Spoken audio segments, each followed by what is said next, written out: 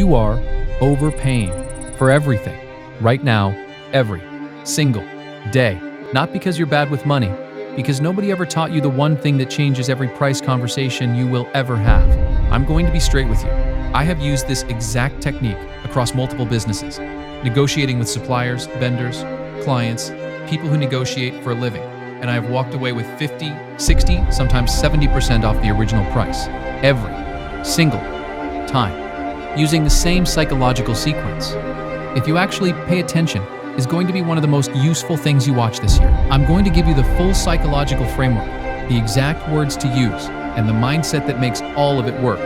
And I guarantee, by the end of this video, you will never walk into a price conversation the same way again. Let's get into it. In psychology, there is a principle called the yes ladder. It was studied formally at Stanford University in the 1960s by two researchers named Friedman and Fraser. What they found changed how we understand human compliance forever. When you get someone to agree to something small, anything, even something completely trivial, their brain locks into an identity. I am someone who says yes to this person, creates friction.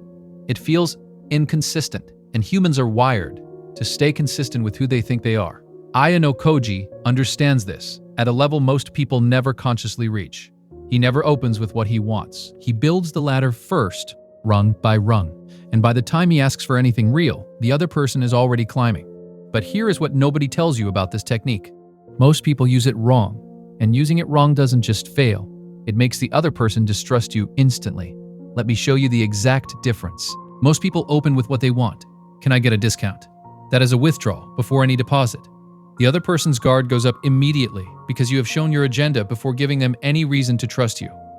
Ayanokoji never opens with his goal. He opens with genuine curiosity. He asks something the other person actually wants to talk about.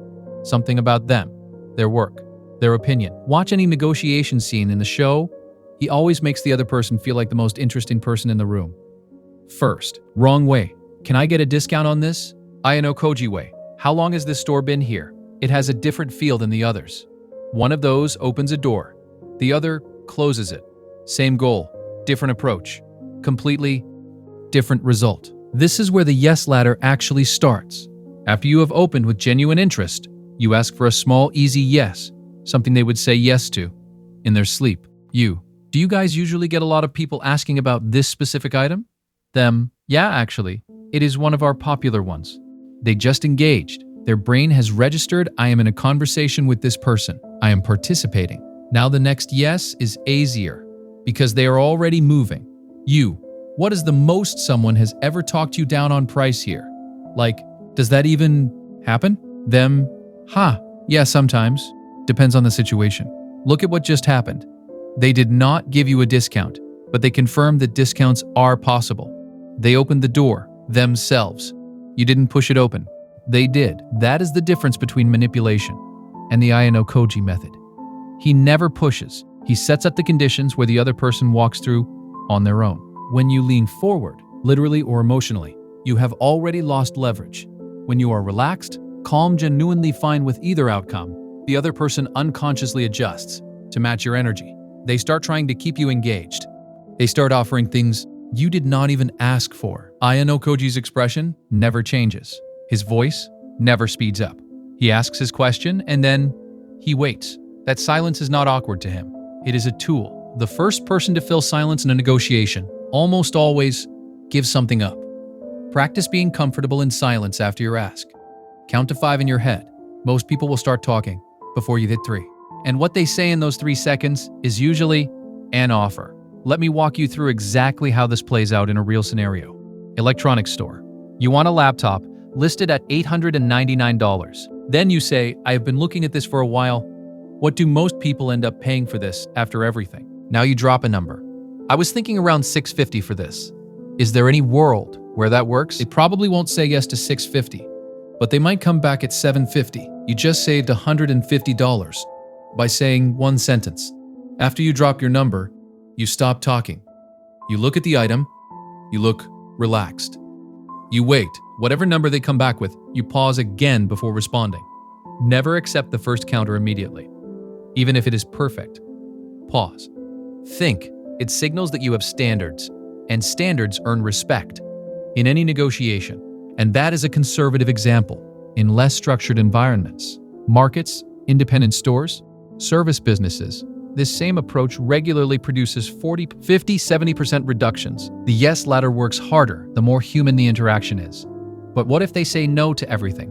What if the ladder does not work? Ayanokoji never treats a no as a wall. He treats it as, when someone says no to a price, they are almost never saying no to you. They are saying no to the specific structure of the offer. So your job is not to push harder. It is to restructure, move one, change the variable. Instead of price, ask about what is included. Move 3. Exit gracefully. Sometimes the most powerful thing you can do is leave. Genuinely. I'm going to think about it. I appreciate your time. In retail specifically, a walking customer triggers a very specific psychological response. The fear of a lost sale. You will be called back more often than you expect, and the person calling you back has already mentally prepared to offer you something.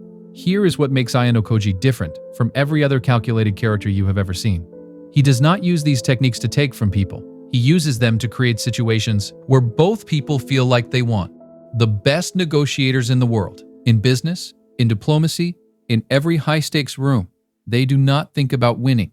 They think about designing outcomes, where the other person is genuinely comfortable saying yes. When you approach any price conversation with that mindset, genuine curiosity, real respect for the other person, detachment from the outcome, you stop feeling like you are negotiating. It starts feeling like a conversation, and people give things to people they enjoy talking to. That is not a trick. That is just understanding how humans work. And once you see it, you cannot unsee it. 3 things I want you to carry out of this video. 1. Build the ladder before you climb it. Small yeses first. Always. 2. Anchor with a specific number. Vague asks, get vague answers. 3. Silence is a weapon. Use it. The first person to talk after an offer almost always loses ground. Ayanokoji does not have superpowers. He has studied how people think, and he applies it quietly, consistently, and without ego. You can do exactly the same thing, starting with your very next purchase. The next time you walk into a store, remember this: the price on the tag is just the opening line of a conversation. You now know how to finish it. If you want me to go deeper on any one of these, the anchoring effect, the psychology of silence, or how Ayanokoji uses these in specific scenes from the show, comment which one. I will build the next video around whatever gets the most. See you in the next one.